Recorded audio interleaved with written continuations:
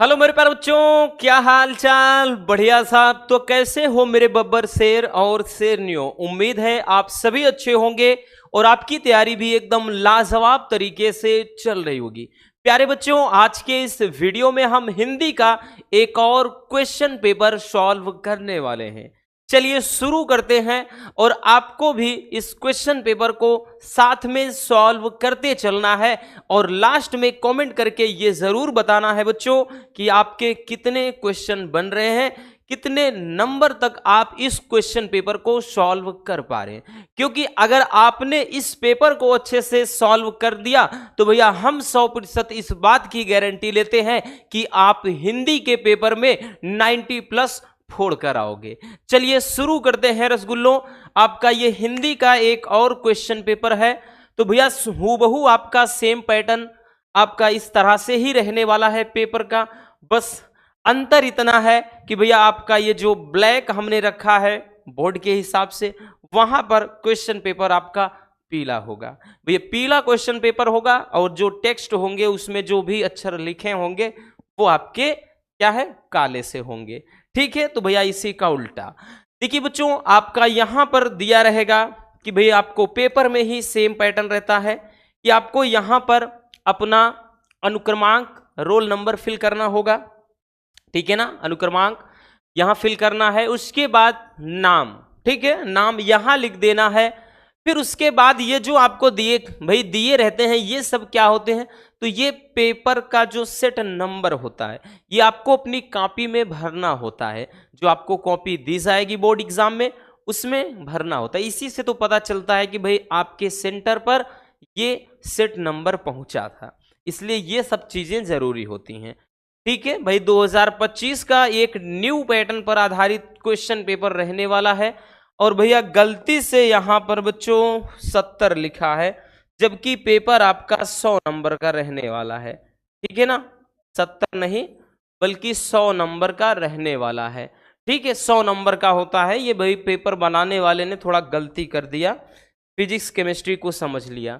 तो देखिए भैया आपका बाकी इंस्ट्रक्शन सेम रहेगा कि 15 मिनट आपको पढ़ने के लिए दिए जाएंगे प्रश्न पत्र को, बाकी उसके बाद आप पेपर को स्टार्ट करेंगे। ठीक है, आपका जो पेपर होगा खंड 2 खंडों में डिवाइड होगा, खंड का और खंड खा होगा। ठीक है, चलिए खंड का की शुरुआत कर देते हैं। आपके भाई ये पहले खंड की शुरुआत हो जाती है खंड का, यहां पर साइड में लिख दिया गया है। तो खंड का आपका जो होगा पूरा आपके टेक्स्ट बुक से होगा, पूरा का पूरा किताब से होगा। हालांकि खंड बा में भी आपके क्वेश्चन किताब से है, लेकिन ज्यादातर व्याकरण वाले होते हैं खंड खा में। तो खंड का जो होगा ये 50 नंबर का पूरा होगा बच्चों। भाई शुरू के जो प्रश्न होंगे आपके 5-5 10 नंबर के बहुविकल्पी प्रश्न गद्य साहित्य काव्य साहित्य से मिला करके। ठीक, चलिए भैया पहला क्वेश्चन है, पहले का है मेरी असफलताएं किस विधा की रचना है, ये आपको बताना है। आपके सामने विकल्प है बच्चों, कहानी, आत्मकथा, डायरी या फिर जीवनी। तो मेरी असफलताएं ये एक आत्मकथा है। किस विधा की रचना है बबुआ, तो आत्मकथा। अगर यही क्वेश्चन पूछ लेता मेरी असफलताएं किसकी रचना है, तो भैया ये किसकी आत्मकथा है, बाबू गुलाब राय की। ठीक है, इसकी तो बाबू गुलाब राय। ठीक, कहीं कहीं ये पूछता है भाई कि किसकी रचना है, तो बाबू गुलाब राय मेरी असफलताएं। चलिए दूसरा क्वेश्चन देखिए, दूसरा क्वेश्चन क्या है। दूसरा क्वेश्चन कह रहा है कि घुमक्कड़ शास्त्र, क्या कह रहा है भैया कि घुमक्कड़ शास्त्र के लेखक कौन है। अब देखिए रचना ही ऐसी है कि घुमक्कड़ शास्त्र, तो इसके लेखक कौन है, राहुल सांकृत्यायन, प्रेमचंद्र, विद्या निवास मिश्र या फिर नागार्जुन। तो बच्चों जो घुमक्कड़ शास्त्र है बबुआ ये राहुल सांकृत्यायन जी की रचना है। अगर क्वेश्चन ये कर लेता कि भाई घुमक्कड़ शास्त्र किस विधा की रचना है, तो ये विधा कौन सी है, तो ये आपका एक यात्रा वृतांत है। क्या है भैया, यात्रा वृतांत। ठीक है, तो यात्रा वृतांत ये है आपका, याद रखना। ठीक, तो यात्रा वृतांत नाम ही है घुमक्कड़ शास्त्र, तो भैया घुमक्कड़ से याद रख लेना कि यात्रा वृतांत है। ठीक, चलिए बच्चों आगे क्वेश्चन पर चलते हैं भैया। देखिए क्वेश्चन नंबर आपका तीसरा क्वेश्चन है, कह रहा है कि निम्नलिखित में से कौन सा उपन्यास जैनेन्द्र कुमार द्वारा, मतलब जैनेन्द्र, भाई इनका पूरा नाम जैनेन्द्र कुमार ही, तो जैनेन्द्र द्वारा लिखित है। तो आपके विकल्प हैं इरावती या फिर ऋतु चक्र या फिर सुनीता या फिर निर्मला। तो भैया करबला, निर्मला, रंगभूमि, कर्मभूमि प्रेमचंद जी है, इरावती कंकाल तितली ये तो क्या है जयशंकर प्रसाद जी की है, ऋतु चक्र है नहीं, तो इनकी कौन सी भैया रचना है, तो ये है सुनीता। अगर विधा पूछ लेता भैया दिया है, तो किस विधा की रचना है, ये उपन्यास है। ठीक, उपन्यास, आई बात समझ में। तो इस तरह से आपके क्वेश्चन बहुविकल्पी वाले पूछे जाएंगे। ठीक, चलिए नेक्स्ट क्वेश्चन पर चलते हैं। हमारा अगला क्वेश्चन क्या है, अगला क्वेश्चन कह रहा है कि ब्राह्मण जो पत्र का संपादन किया था किसने किया था। ये ब्राह्मण क्या है, एक पत्रिका है, तो ब्राह्मण पत्रिका का संपादन कह रहा है किसने किया था। विकल्प आपका है भारतेंदु हरिश्चंद्र, फिर अगला है भैया प्रताप नारायण मिश्र, नेक्स्ट है प्रेम घन यानी चौधरी, जो मतलब बद्री नारायण चौधरी प्रेम घन, और अगला है बालकृष्ण भट्ट। तो भैया ब्राह्मण पत्र के या ब्राह्मण पत्रिका के संपादक कौन है, प्रताप नारायण मिश्र जी हैं। ठीक है ना, प्रताप नारायण मिश्र जी हैं। ठीक है, चलिए बच्चों अगला क्वेश्चन कह रहा है कि चिंतामणि रचना के लेखक कौन है। ये भी बहुत प्रसिद्ध ही रचना है। ठीक, हर साल किसी न किसी पेपर में पूछ लेता है। चिंतामणि रचना के लेखक कौन है, ये आपको बताना है। विकल्प आपके हैं महावीर प्रसाद द्विवेदी, या फिर कह रहा है रामचंद्र शुक्ल, या हजारी प्रसाद द्विवेदी, या फिर भैया डॉक्टर नगेंद्र। तो आप लोग बताइएगा, इसको तो हम भैया 3 से 4 क्वेश्चन पेपर में देख चुके हैं, और अब तक हम हिंदी के लगभग 10 क्वेश्चन पेपर सॉल्व करवा चुके हैं। ठीक है, अगर आप लोग बोलेंगे तो हम एक प्लेलिस्ट में उसको अपडेट कर देंगे। ठीक, तो भैया चिंतामणि ये किसकी रचना है, आचार्य रामचंद्र शुक्ल जी की। अगर पूछ लेता कि भैया इनकी कौन सी ये विधा है, तो ये एक निबंध है। इनका क्या है, चिंतामणि एक निबंध। कभी कभार विधा इसका पूछ लेता है। ठीक, किस विधा की रचना है, तो निबंध है। ठीक है, चलिए तो भैया इस तरह से आपका हिंदी गद्य साहित्य से 5 बहुविकल्पी प्रश्न होते हैं।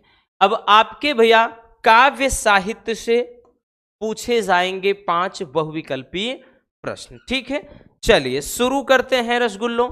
पहला क्वेश्चन कह रहा है दूसरे का अयोध्या सिंह उपाध्याय हरिऔध जी की रचना है, तो इनमें कौन सी रचना है। कामायनी बिल्कुल नहीं है, जयशंकर प्रसाद जी की है। अगला वैदेही वनवास, या फिर कश्मीर सुषमा, या फिर प्रेम माधुरी। तो भैया वैदेही वनवास इनका प्रसिद्ध, ठीक, ये काव्य है। ठीक, तो ये इनकी रचना हो जाएगी, किसकी, हरिऔध जी।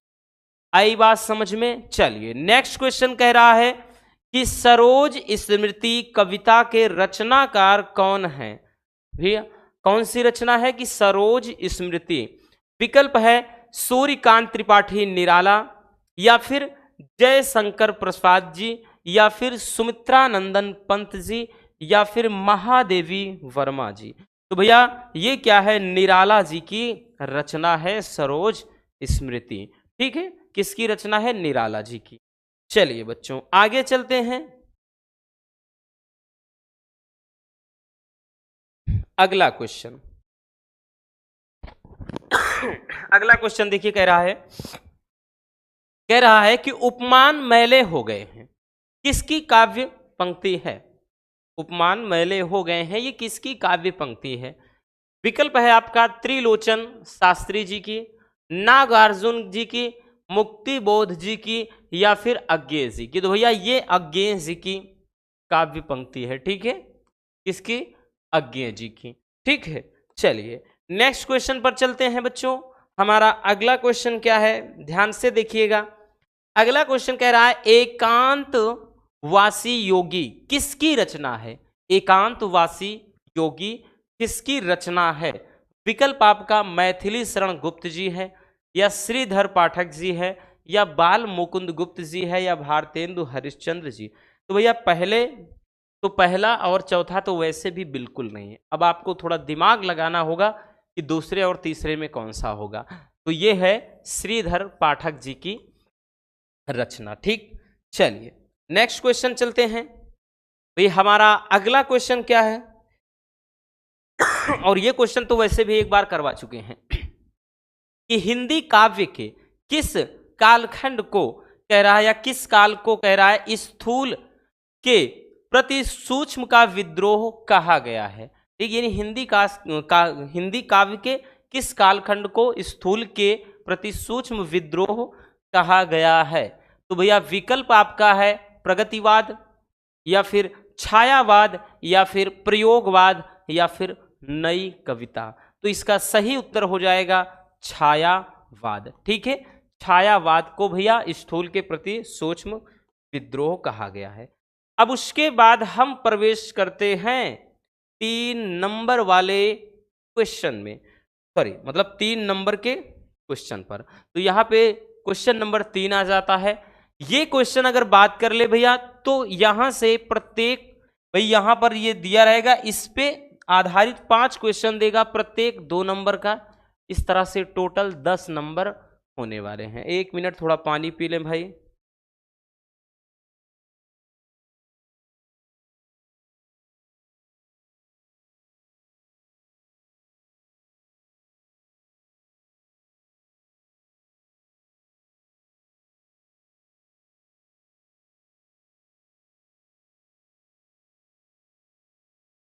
चलिए भैया देखिए, अब यहां पे क्वेश्चन एक दिया गया है। अब जो तीसरा क्वेश्चन होगा वो यही बोलेगा कि दिए गए गद्यांश पर आधारित निम्नलिखित प्रश्नों के उत्तर दीजिए। आपको दिए गए गद्यांश को भाई पढ़ लेना है और इस पर आधारित प्रश्नों के उत्तर देना है। दिया है साहित्य, कला, नृत्य, गीत, आमोद प्रमोद अनेक रूपों में राष्ट्रीय जन अपने अपने मानसिक भावों को प्रकट करते हैं। ये आपको बहुत ठंडे दिमाग से केयरफुली पढ़ना है बच्चों, एकदम हड़बड़ाहट में नहीं। ठीक है, क्योंकि बार बार आप पेपर नहीं देने जा रहे हो, एक बार देने जाओगे तो सब कुछ एकदम बेटर होना चाहिए, याद रखना। ठीक, देखिए आगे कह रहा है कि आत्मा का जो विश्वव्यापी आनंद भाव है वह इन विविध रूपों में साकार होता है। यद्यपि बाह्य रूप की दृष्टि से संस्कृति के ये बाहरी लक्षण अनेक दिखाई पड़ते हैं, किंतु आंतरिक आनंद की दृष्टि से उनमें एक सूत्रता है। जो व्यक्ति सहृदय है वह प्रत्येक संस्कृति के आनंद पक्ष को स्वीकार करता है और उससे आनंदित होता है। इस प्रकार की उदार भावना ही विविध जनों से बने हुए राष्ट्र के लिए स्वास्थ्यकर है। अब देखिए, ये तो आपका एक पद्यांश दिया, मतलब गद्यांश, वहां पर अथवा भी करके आएगा, नीचे भी बताते हैं। ठीक, तो आपको भैया ये अब पढ़ लिया आपने। अब इस क्वेश्चन को देखेंगे, क्वेश्चन पर नजर डालेंगे आप जरा। भाई पहला क्वेश्चन क्या कह रहा है कि उपयुक्त गद्यांश का संदर्भ लिखिए। अब संदर्भ कैसे लिखते हैं? लिखेंगे कि प्रस्तुत गद्यांश हमारी पाठ्य पुस्तक सामान्य हिंदी के जिस भी चैप्टर से हो, ये किस चैप्टर से है? राष्ट्र के स्वरूप चैप्टर से लिया गया, ऐसे लिखेंगे। राष्ट्र का स्वरूप पाठ से लिया गया है। इसके लेखक वासुदेव शरण अग्रवाल जी हैं। तो ये आपको संदर्भ में लिखना है। ठीक, मतलब ये पूरा आपका क्या है भैया? हाँ, संदर्भ में लिख देना है। तो पाठ आपका कौन सा है? तो भाई पाठ है आपका राष्ट्र का स्वरूप। राष्ट्र का स्वरूप है। अब उसके बाद हम बात कर ले तो लेखक कौन है? तो इसके लेखक है वासुदेव शरण अग्रवाल जी। वासुदेव शरण अग्रवाल जी हैं, ठीक है, वासुदेव शरण अग्रवाल जी। अब दूसरा क्वेश्चन कह रहा है राष्ट्रीय जन अपने मानसिक भावों को किन रूपों में प्रकट करते हैं। ठीक, तो भैया देखिए ये तो चैप्टर समझ गए ना। अब थोड़ा इसको नीचे हमें आना पड़ेगा। देखिए बोल क्या रहा है कि साहित्य, कला, नृत्य, गीत, आमोद प्रमोद अनेक रूपों में राष्ट्रीय जन अपने अपने मानसिक भावों को प्रकट करते हैं। तो किस रूपों में प्रकट करते हैं? तो भैया अगर आप गौर से देखें बच्चों, तो यहां पर भाई किस किस रूप में है? तो साहित्य, ठीक है, साहित्य है, कला है, नृत्य है, ठीक, नृत्य है, गीत है, आमोद प्रमोद है, आमोद प्रमोद, ठीक है, यही लिखेंगे। तो यही लिखेंगे कि राष्ट्रीय जन अपने मानसिक भावों को साहित्य, कला, नृत्य, गीत, आमोद प्रमोद आदि रूपों में प्रकट करते हैं। बस हो गया भैया, मिल गए 2 नंबर बच्चों आपको। उसके बाद अगला क्वेश्चन है, क्या है? देखिए अगला क्वेश्चन है भैया, अगला क्वेश्चन कह रहा है कि रेखांकित अंश की व्याख्या करना है। तो भैया रेखांकित अंश इसमें, ठीक, इसमें फिर से नहीं है, अब की बार हमको याद है कहाँ है। तो देखिए रेखांकित अंश यहां से है, जो व्यक्ति सहृदय है वह प्रत्येक संस्कृति के आनंद पक्ष को स्वीकार करता है और उससे आनंदित होता है। तो भैया इसको अपने शब्दों में बयां कर देना है, मतलब आप अपने तरीके से कुछ लिख देंगे। तो भैया यहां लिखेंगे, यही लिखेंगे कि प्रस्तुत पंक्ति में लेखक कहता है कि जो व्यक्ति, देखिए सहृदय है, सहृदय का मतलब क्या है कि भैया मतलब जो व्यक्ति क्या है, देखिए सहृदय, हृदय के साथ अगर देखा जाए तो सभी हैं, लेकिन यहां सहृदय का मतलब यह है कि जो अंतर मन से क्या है अपने आप को स्पष्ट रखता है, ठीक, वह प्रत्येक संस्कृति के आनंद पक्ष को स्वीकार करता है। मतलब वो क्या है कि हमेशा आनंद की अनुभूति करता है, मतलब उसे हर एक काव्य में ठीक आनंद की अनुभूति होगी। वही चीज है कि आनंद पक्ष को स्वीकार करता है और उसमें क्या है मगन रहता है। तो आप इस तरह से अपने शब्दों में लिख देंगे, ठीक है, और कुछ दिक्कत नहीं होती है। आगे क्वेश्चन कह रहा है कि आंतरिक आनंद की दृष्टि से किनमें एक सूत्रता है। तो भैया किनमें, देखिए कह रहा है कि, देखिए आगे यहां पर देखना पड़ेगा, कह रहा है कि यद्यपि बाह्य रूप की दृष्टि से संस्कृति के ये बाहरी लक्षण अनेक दिखाई पड़ते हैं, किंतु आंतरिक आनंद की दृष्टि से उनमें एक सूत्रता है। तो किसमें है भैया?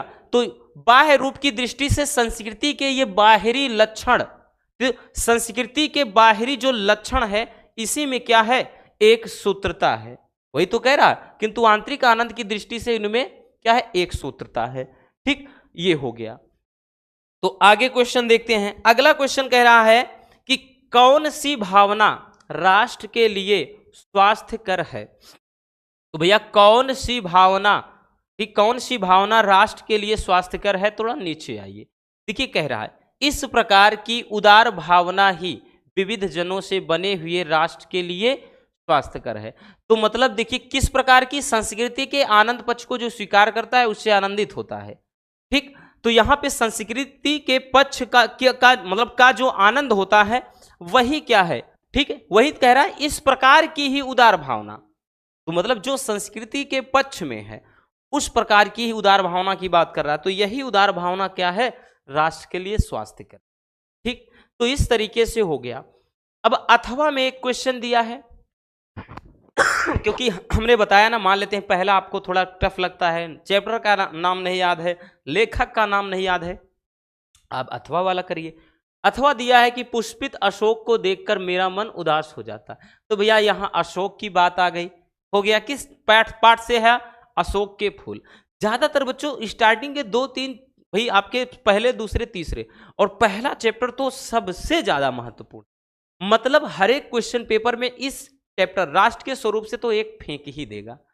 तो ये आपका अशोक के फूल से है, आचार्य मतलब यहां हजारी प्रसाद द्विवेदी जी के, ठीक है। तो इसको आप पढ़ेंगे, इससे संबंधित ये क्वेश्चन दिए गए हैं। अब क्वेश्चन नंबर 4 पे आते हैं भैया। क्वेश्चन नंबर जो 4 होगा ना वो क्या होगा, पद्यांश। इसमें भी 5 प्रश्न दिए रहेंगे और प्रत्येक क्वेश्चन 2 नंबर का, इस तरह से 10 बोलेगा। दिए गए पद्यांश पर आधारित निम्नलिखित प्रश्नों के उत्तर दीजिए। अब चलिए जैसे इसको पढ़ना है और इस पर आधारित प्रश्नों के उत्तर आपको दे देना है।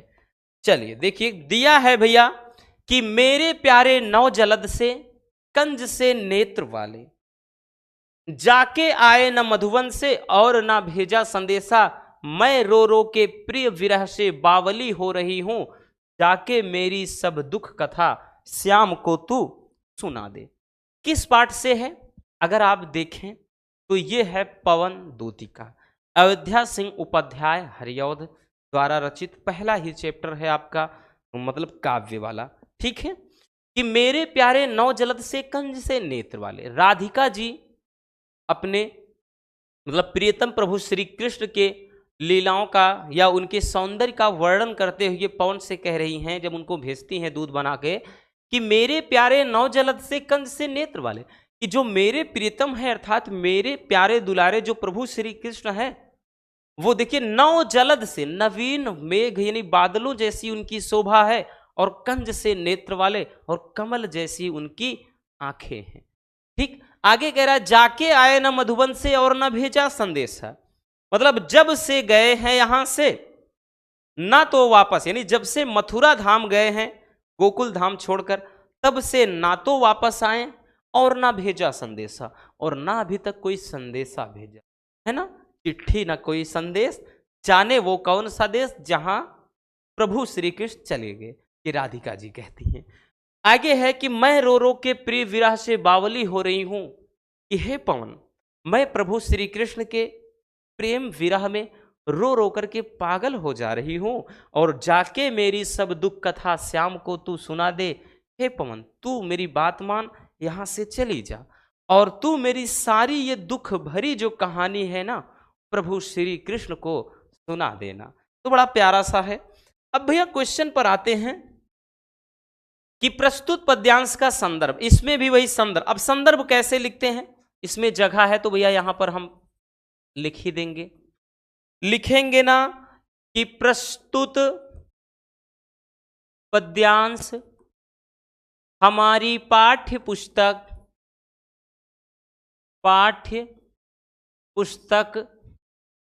सामान्य हिंदी के पवन दूतिका, आप कोष्टक में इस तरह मतलब कामा में बंद कर देंगे, पवन दूतिका से लिया गया है,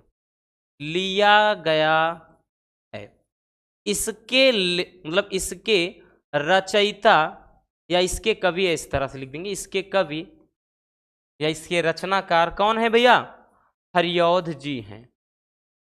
तो आप पूरा लिखेंगे, शॉर्ट नाम नहीं लिखेंगे, ठीक है, वहां पर लिखेंगे अयोध्या सिंह उपाध्याय हरिऔध जी हैं, पूरा नाम लिखना। अगला क्वेश्चन देख भैया, 2 नंबर मिल गए इसके, तो ये पहला वाला था। अब दूसरा क्वेश्चन पर आते हैं। दूसरा क्वेश्चन क्या कह रहा है? पवन दूतिका द्वारा किसने किसको संदेश भेजा है? तो यहां पर किसने भैया, तो राधा या राधिका लिखेंगे, राधा ने, ठीक भाई, कह रहा है कि किसने, यही तो कह रहा है ना, कि कहां गया, पवन दूतिका द्वारा किसने किसको संदेश भेजा है? तो राधा ने श्री कृष्ण को संदेश भेजा है, श्री कृष्ण को संदेश भेजा है। ठीक है, आगे देखते हैं बच्चों। अगला क्वेश्चन कह रहा है कि रेखांकित अंश की व्याख्या करना है। तो भैया इसमें तो रेखांकित अंश नहीं पता है, 1 मिनट देखना पड़ेगा जहां मैटर हमने भेजा है।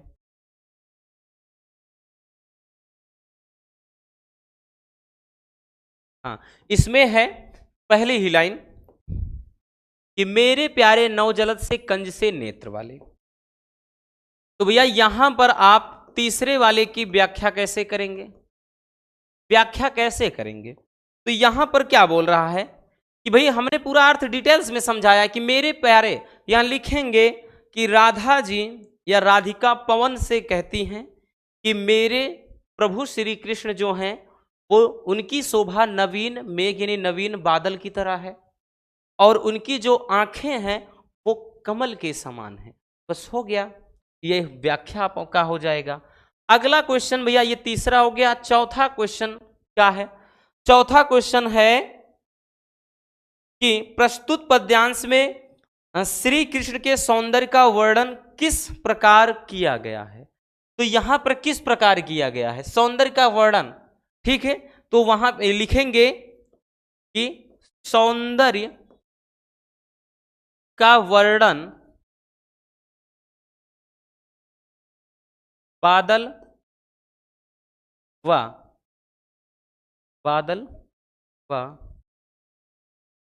कमल से किया गया है। तो ऐसे लिखेंगे या आप लिखेंगे भाई पूरा लिख देंगे, जैसे व्याख्या में बताया कि भाई सौंदर्य का वर्णन मतलब उनके मतलब नवीन मेघ जैसे और कमल जैसे नेत्र की तरह, इस तरह से किया गया है।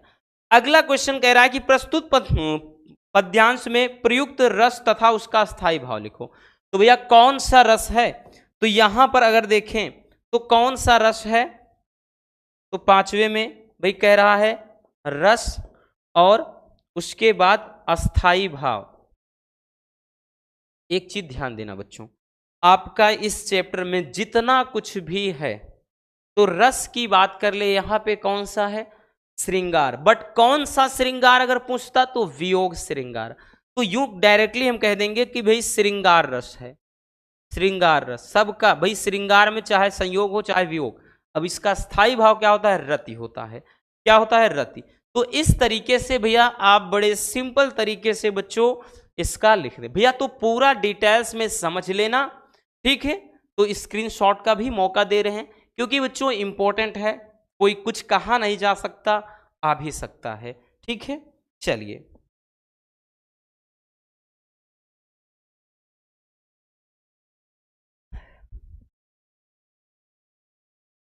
हो गया ना। चलिए भैया आगे चलते हैं। अब देखिए बच्चों अगला क्वेश्चन है अथवा में।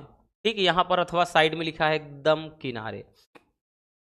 अब देखिए यहां पर भी एक है कि भाई चाहे आप वो वाला करते, आपको वो कठिन लगता था तो ये कर सकते थे कि मैं नीर भरी दुख की बदली, स्पंदन में चिर निस्पंद वसा, क्रंदन में आहत विश्व हंसा, नयनों में दीपक से जल के जलते पलकों में निर्झरणी मछली। ये क्या है, किस चैप्टर से है तो हम बता दे रहे हैं भैया।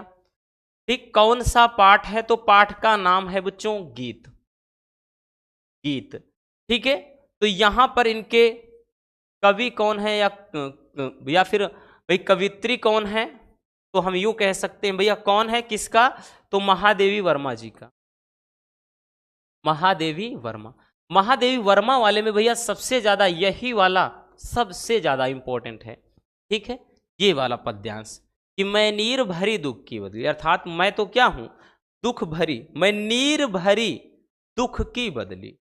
ठीक, और स्पंद में चिर निस्पंद बसा, क्रंदन में वाहत विश्व हंसा, नयनों में दीपक जल से जलते और पलकों में निर्झरणी मछली। ठीक, तो इसको भी हमने पूरा सॉल्व करवाया है, एक मॉडल पेपर में ये भी करवा चुके हैं। ठीक, तो यहां पर भाई सबसे जरूरी होता है जो आपका चैप्टर का नाम और उसके बाद इसके लेखक मतलब कवि कौन है या कवित्री कौन है। ठीक, चलिए अब उसके बाद इससे संबंधित क्वेश्चन दिया गया है भैया। देखिए पहला वही शीर्षक और रचयिता का नाम, रेखांकित अंश की व्याख्या। तो नैनों में दीपक से जलते में कौन सा? देखिए नैनों में दीपक से जलते, दीपक की तरह जल रहा है, दीपक से जलते, दीपक की तरह। अब के जैसे या की तरह कौन होता है? उपमा अलंकार होता है।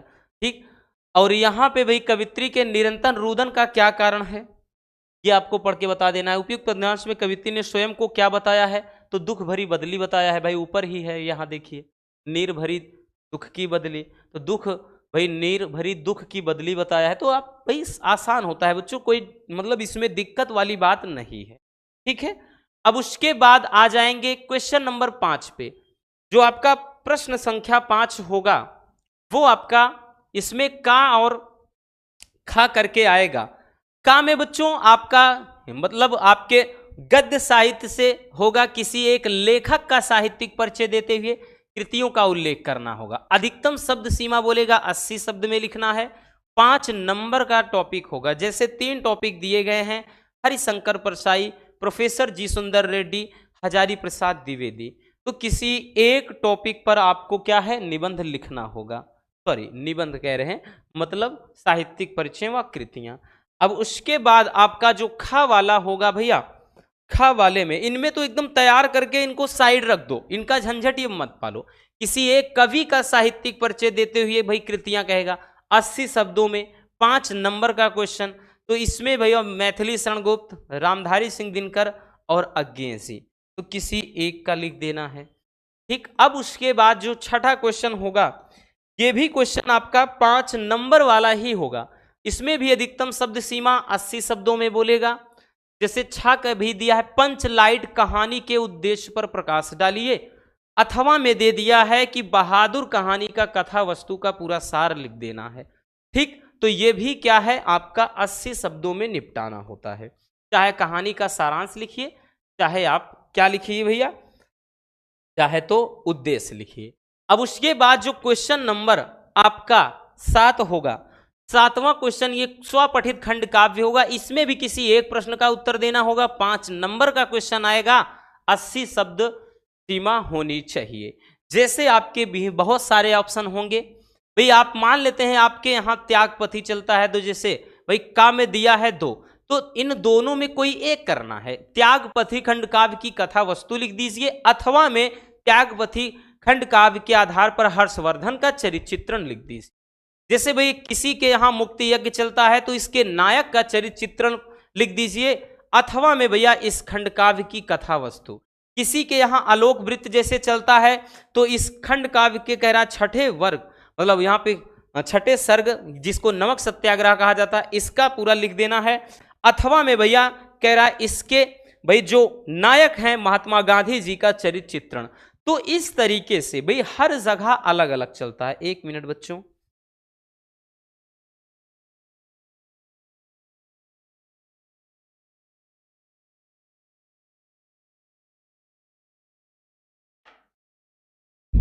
तो इस तरह से भैया जहां पर जो चलता है वो, कहीं पर जैसे ये देखिए, कहीं पर श्रवण कुमार चलेगा, तो श्रवण कुमार खंड काव्य के आधार पर, ठीक यहाँ पे जैसे चरित्र चित्रण लिख देना है इनके नायक का, या फिर भैया यहाँ पे इसके अयोध्या जैसे सर्ग दे दिया है। कहीं पर सत्य जीत चलता है, सत्य की जीत, तो भाई दुशानंद का चरित्र चित्रण अथवा इसका पूरा कथा कहानी। तो किसी एक प्रश्न का, ठीक जैसे 2-2 क्वेश्चन है तो 2 में किसी एक को करना होगा। ठीक है, ऐसा नहीं कि जैसे रश्मि रथी आप पढ़े हैं, आपके यहाँ यही चलता है, तो आप पहले चलो भाई इसकी कहानी का सारांश लिख दो, फिर उसके बाद कर्ण का चरित्र चित्रण भी। नहीं बच्चों, इन दोनों में किसी एक का, ऊपर पढ़े थे ना, ये चीज ध्यान देना। अब उसके बाद शुरू हो जाता है खंड खा। ठीक भाई, इस खंड का आपका समाप्त होता है, खंड खा की शुरुआत। खंड खा भी आपका टोटल पूरे के पूरे 50 नंबर में रहने वाला है। ठीक, अब जैसे खंड खा का पहला ही क्वेश्चन होगा 8 के का, कि निम्नलिखित संस्कृत गद्यांश में से किसी एक का संदर्भ सहित हिंदी में अनुवाद करना। 7 नंबर का पूरा क्वेश्चन होगा, 2 नंबर संदर्भ का, 5 नंबर अनुवाद का। जैसे आपके सामने दिया गया है बच्चों, एक दिया है कि संस्कृतस्य साहित्यम सरसम व्याकरण सुनिश्चितम। भाई कई बार बता चुके हैं इसको कि संस्कृत का साहित्य अत्यंत सरस और इसका व्याकरण सुनिश्चित है।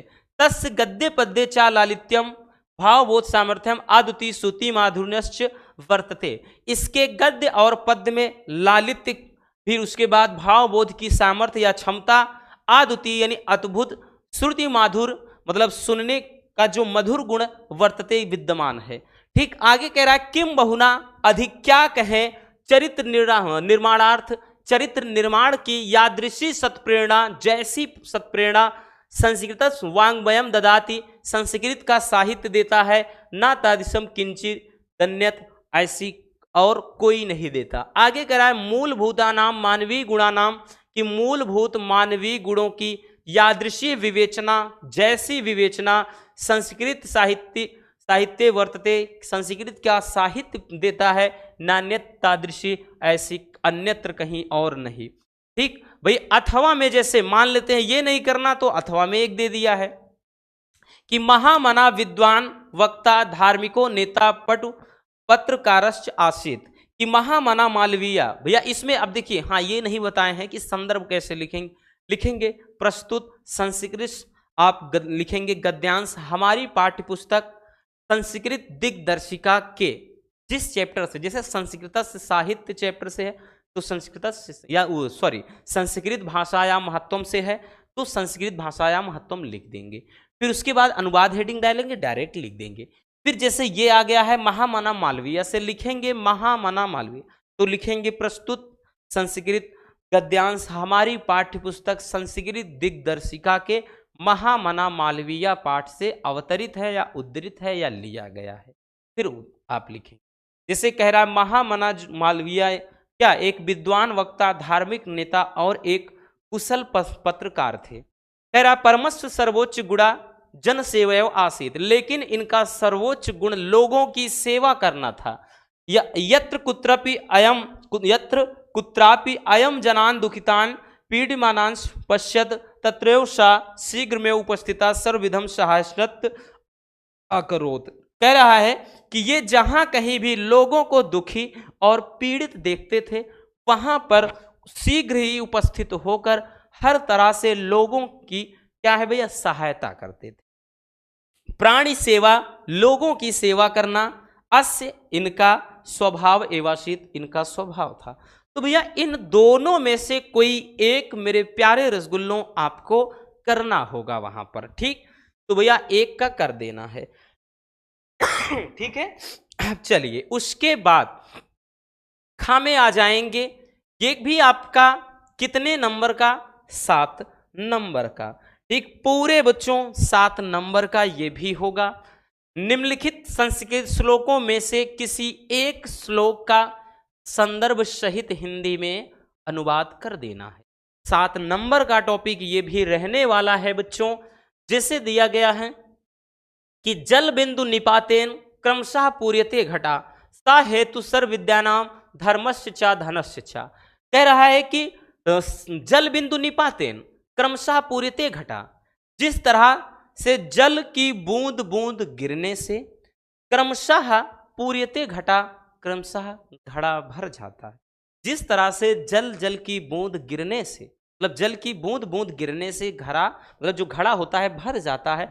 सा हेतु सर्व विद्या नाम, यही कारण सभी विद्या, धर्म और धन का है। कहने का मतलब यह है कि जिस तरह से जल, मतलब जल की बूंद बूंद गिरने से घड़ा भर जाता है, उसी तरह से कि मतलब कह रहा है उसी तरह से विद्या, धर्म और धन का संचय भी क्या है, धीरे धीरे होता है, ठीक है भाई। जल की बूंद बूंद गिरने से भर जाएगा, उसी तरह से इन सब का संचय भी धीरे धीरे ही होता है। जैसे अब लिखेंगे कि भाई प्रस्तुत संस्कृत श्लोक हमारी पाठ्यपुस्तक, इससे भैया संस्कृत दिग्दर्शिका के, अब जिस चैप्टर जैसे सुभाषित रत्नानी से है तो लिखेंगे सुभाषित रत्नानी पाठ से अवतरित है या लिया गया है। फिर आप लिखेंगे भैया अनुवाद, अथवा में मान लेते हैं ये आपको नहीं आ रहा, इसको लिख देंगे कि निंदन्तु नीति निपुणा, कह रहा है यदि वा स्तुवन्तु लक्ष्मी समाविशतु गच्छतु वा यथेष्टम अद्यव वा मरणामस्तु युगांतरे वा न्यायात पथा प्रविचलन्ति पदम ना धीरा। कह रहा है कि निंदन्तु नीति निपुणा, कि नीति मतलब निंदन्तु नीति निपुणा, कि नीति में, नीति अर्थात जो नेकी का काम होता है, शासन, यूं कह लें कि भाई एक सही मार्ग पर काम चलना, कि कह रहा है कि नीति में निपुण व्यक्ति की चाहे तो निंदा की जाए, यदि वास्तुवंत चाहे उनकी स्तुति की जाए। यूं कह लें कि नीति में निपुण व्यक्तियों की चाहे आप बड़ाई करो चाहे बुराई करो। लक्ष्मी समाविशतु, लक्ष्मी आए, गच्छतु वा यथेष्टम, या फिर अपनी इच्छा अनुसार चली जाए। अद्यव वा मरणामस्तु, चाहे उनकी मृत्यु आज ही हो जाए, युगांतरे वा, चाहे तो भैया युगों के बाद हो। न्यायात पथा प्रविचलन्ति पदम ना धीरा, लेकिन न्याय के पथ पर चलने वाले व्यक्ति जरा सा भी विचलित नहीं होते, ठीक है। ये भी बड़ा ही प्यारा सा है, समझ में आ गया ना, कि नीति में निपुण लोगों की चाहे तो भैया कह रहा है कि उनकी चाहे आप बुराई करो चाहे बड़ाई करो, चाहे लक्ष्मी आए या अपनी इच्छानुसार चली जाएं, चाहे उनकी मृत्यु आज ही हो चाहे युगों के बाद हो, न्याय के पथ पर चलने वाले लोग जरा भी या कदापि विचलित नहीं होते हैं। बस ये था इसमें, ठीक है। तो इस तरह से भैया आप लिख देंगे पूरा व्याख्या में। अब उसके बाद 9वें पर आ जाते हैं कि निम्नलिखित लोकोक्ति और मुहावरों में से किसी एक का अर्थ लिख करके अपने शब्दों में प्रयोग करना है, 2 नंबर का। अब जितने भाई छोटे छोटे वाले क्वेश्चन होंगे ना, 2-2 नंबर वाले, ठीक। देखिए पहला क्या है, जैसे भाई एक के अर्थ लिख करके वाक्य प्रयोग कर देना है बस। अपनी अपनी डफली अपना अपना राग, इसका अर्थ क्या होगा, ठीक। इसका अर्थ होगा सबका अपने मन से काम करना, अपने मन से काम करना, ठीक है। सबका अपने मन से काम करना, भाई अपनी अपनी डफली अपना अपना राग। जैसे भाई क्या, किसी के घर आग लग गई, लोग आग बुझाने के बजाय दुनिया भर का तरीका बता रहे हैं कि ऐसे बुझाओ वैसे बुझाओ, इस तरह से बुझेगी ऐसे बुझे, मतलब बुझा कोई नहीं रहा, बस सब अपनी अपनी डफली अपनी अपनी अपना अपना राग बजा रहे हैं बस, ठीक है, अपना अपना राग गा रहे हैं। समरथ को नहीं दोष गोसाई, इसका क्या होगा भैया, इसका अर्थ क्या होगा, कह रहा है कि समर्थ को नहीं दोष गोसाई। जो समर्थ व्यक्ति होते हैं, सक्षम, जिसको समर्थ व्यक्ति में दोष नहीं होता, दोष नहीं होता, इसका अर्थ ये, ठीक है। अब इसके बाद कोई भी वाक्य प्रयोग बना लेंगे। अगला है जैसे लकीर का फकीर होना, तो इसका अर्थ क्या होगा, तो भैया जैसे पुरानी बातों पर चलना, पुरानी बातों पर चलना, ठीक है। मतलब लकीर का फकीर होना, मतलब जैसे आज के लोग, जैसे पुराने लोग हैं, जो बुजुर्ग लोग हैं, उनको कितना भी समझा दो, कितना कुछ भी बोल दो, लेकिन वो लकीर के फकीर ही रहेंगे, यानी उनके समझ में नहीं आता आज का ये कॉन्सेप्ट, वही होते हैं लकीर का फकीर, ठीक है। चलिए भैया, अब उसके बाद लोहे के चने चबाना, इसका अर्थ क्या होगा, लोहे के चने चबाने का मतलब होता है भैया कठिन परिश्रम के साथ मेहनत करना, कठिन परिश्रम के साथ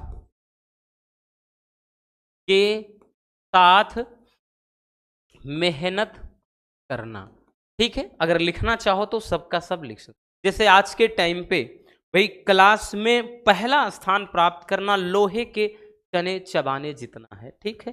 भाई ऐसा नहीं है नहीं हो सकता, होगा, लेकिन अगर भाई आपके क्लास में 400-500 बच्चे हैं तो उनमें पहला स्थान लाना तो लोहे के चने चबाने जितना ही मतलब मुश्किल हो जाता है, ठीक। दिन रात मेहनत करोगे तभी वो काम होगा, ठीक है। चलिए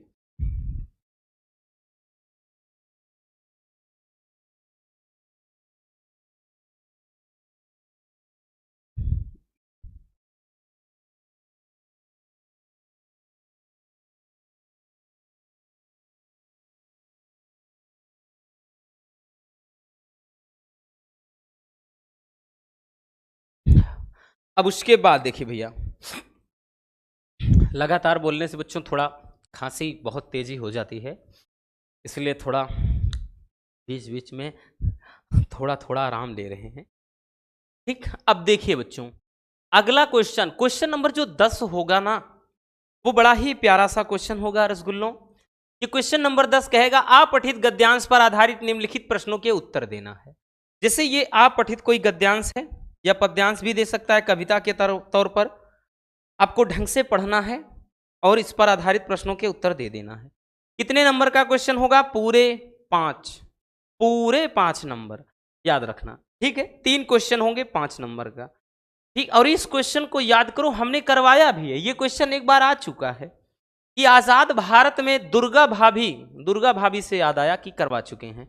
दुर्गा भाभी को उपेक्षा और कह रहा सम्मान, यहां सम्मान लिखा, सम्मान दोनों प्राप्त हुए।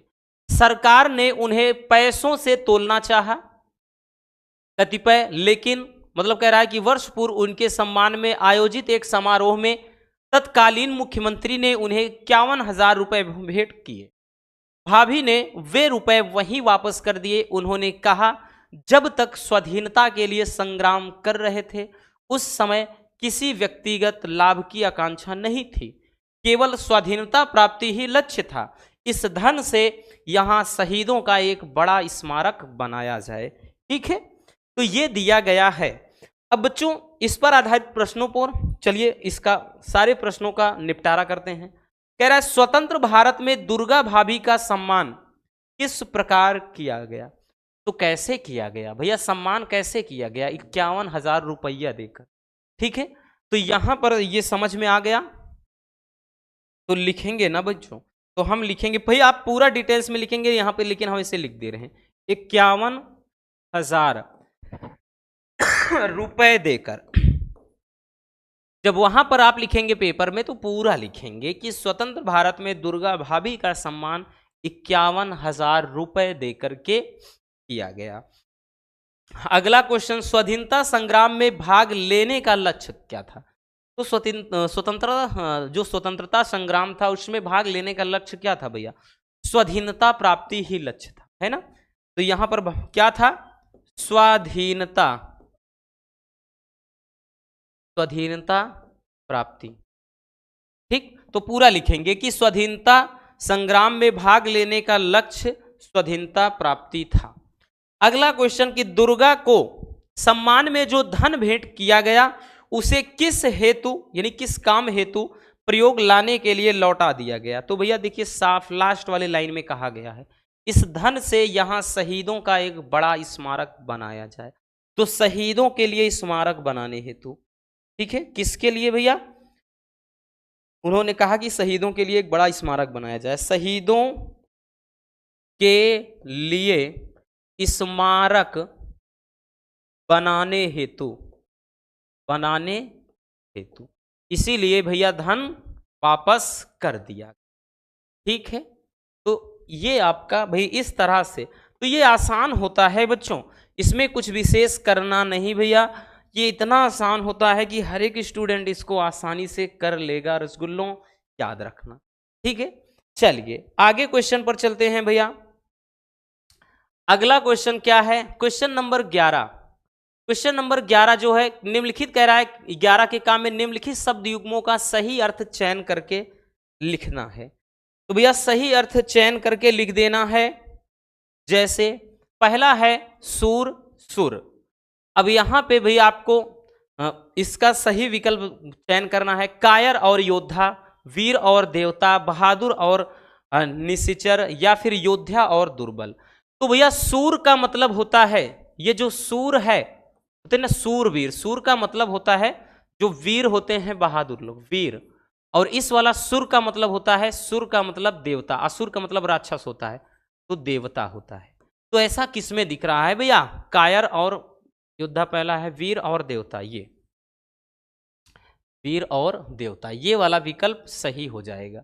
ठीक है ना, आई बात समझ में? चलिए बच्चों नेक्स्ट क्वेश्चन पर चलते हैं भैया। हमारा अगला क्वेश्चन क्या है? अगला क्वेश्चन है, देखिए यहां पर क्वेश्चन है, विकल्प इसके नीचे हैं। ठीक है, देखिए अगला क्वेश्चन क्या कह रहा है? कह रहा है भवन और भुवन। तो इसको भी कल ही करवाए हैं। भवन और भुवन, भवन का मतलब होता है भैया मकान, कमरा, भुवन का मतलब संसार। विकल्प है संसार और घर, घर और नगर, घर और संसार, ग्राम और जगत। तो भवन का मतलब घर, भुवन का मतलब संसार। तो भवन भाई घर और नगर नहीं, घर और संसार, सा वाला सही विकल्प हो जाएगा। ठीक है ना, इस तरीके से भैया ये विकल्प सही होगा। तो ये आपका हो गया भैया आपका शब्द युग्म वाला। अब बच्चों सबसे ज्यादा जो जरूरी होता है ना, थोड़ा परेशान करने वाला क्वेश्चन, ये अनेकार्थी वाला होता है। इस क्वेश्चन की बात कर रहे हैं। निम्नलिखित शब्दों में से किसी एक शब्द के दो अर्थ लिखना, किसी एक के दो अर्थ। ठीक, 2 नंबर का क्वेश्चन। तो आपके सामने यहां पर भैया 1 2 3 4 दिया है। तो भैया जैसे विधि, विधि का मतलब क्या है? तो कानून होता है। विधि का मतलब ढंग होता है, तरीका जिसको बोलते हैं, बोलते ना किस विधि से इसको सॉल्व किया जाए, तो किस तरीके से।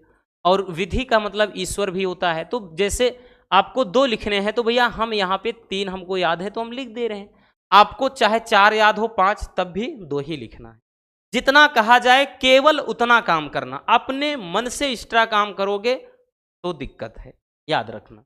नहीं जो नंबर मिलने हैं वो भी कट जाएगा ये चीजें हुई हैं कई बार, बहुत सारे बच्चों ने शिकायत किया है, क्योंकि पिछले भाई 8 से लगभग 7 से 8 साल से पढ़ा रहे हैं।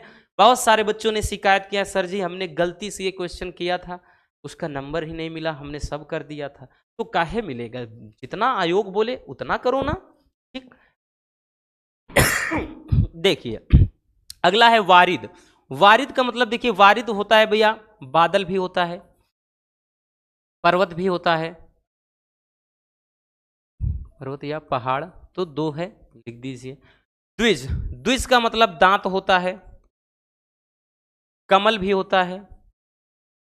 ठीक है, 2 ही याद है, और भी याद है बस दिमाग में चीजें तुरंत कभी कभार नहीं आती हैं। उसके बाद भैया ये सुरभि है। सुरभि का मतलब देखिए, एक तो होता है मतलब पुष्प,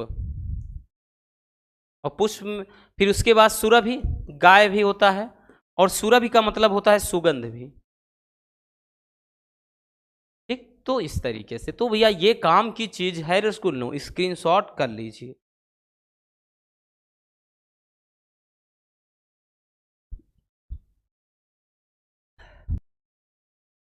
हो गया भैया, चलिए अब आगे चलते हैं बच्चों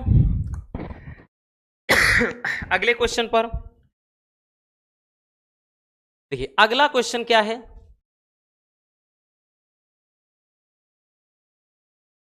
देखिए अगला क्वेश्चन है, क्या कह रहा है कि भैया निम्नलिखित वाक्यांशों के लिए एक सही शब्द का चयन करके लिखना है।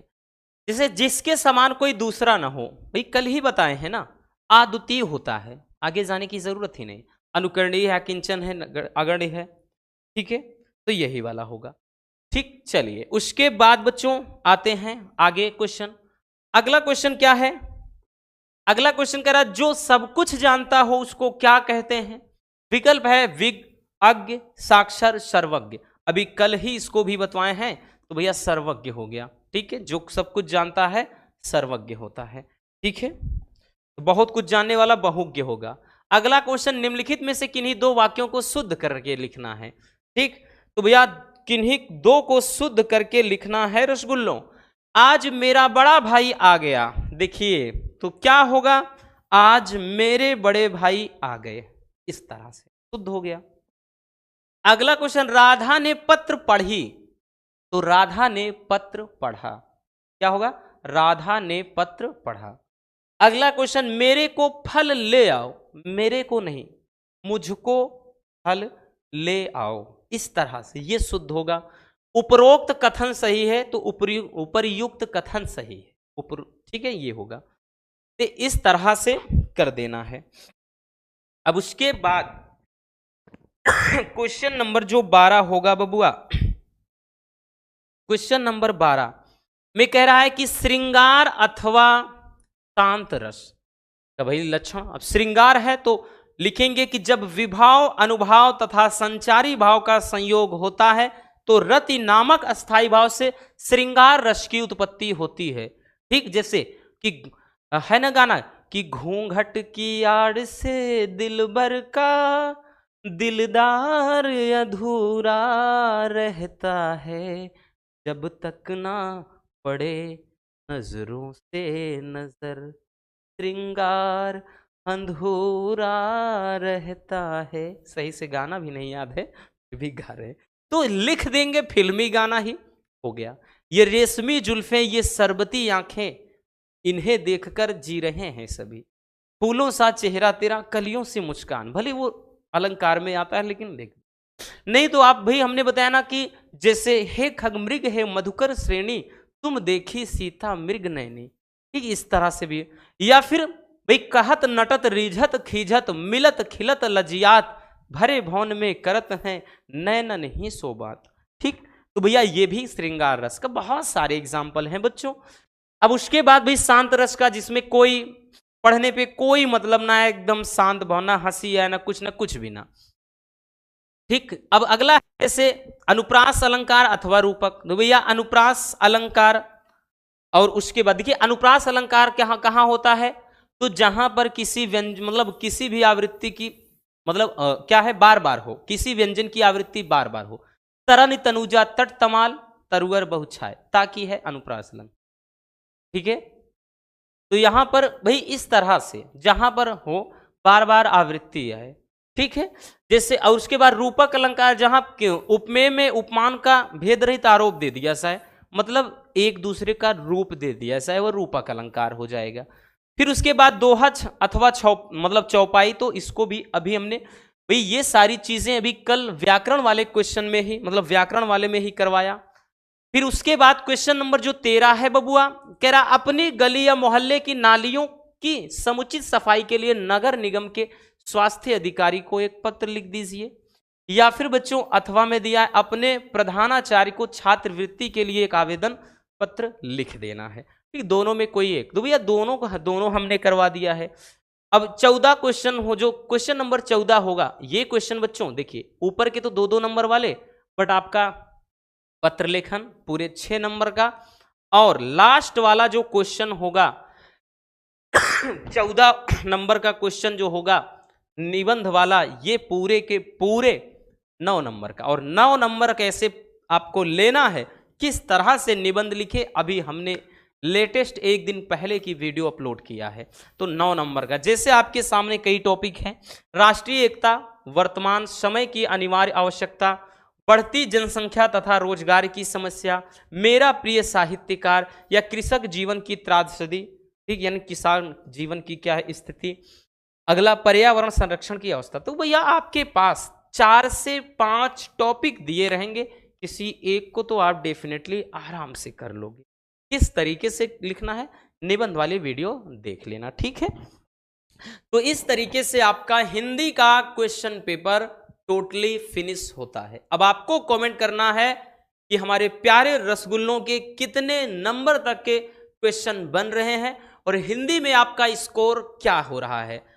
उम्मीद है ये वीडियो आपके लिए काफी ज्यादा इंटरेस्टिंग रही होगी। अगर वीडियो पसंद आई हो तो प्यार से लाइक जरूर कर देना, और नए हैं तो चैनल को सब्सक्राइब जरूर कर लीजिए, ताकि ऐसे मजेदार टॉपिक आप तक रेगुलर पहुंचते रहें। Love you, bye bye, take care. और हाँ, एक प्यारा सा कमेंट बॉक्स में छोड़ दीजिए।